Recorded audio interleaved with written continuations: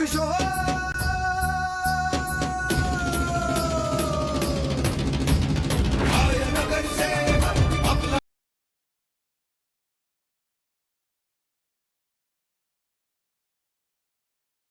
साहेब हा बोल ना. मी काय म्हणत होतो हा बोल.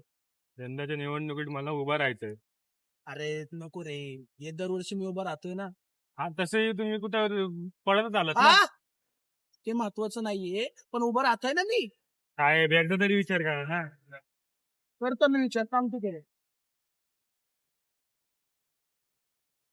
साहेब काय एवढा विचार करायचे नाहीत. मीच काहीतरी सूत्र आलो. हॅलो गांगे. हा मी काय म्हणत होतो, मला यावेळेस निवडणुकीला उभं राहायचंय.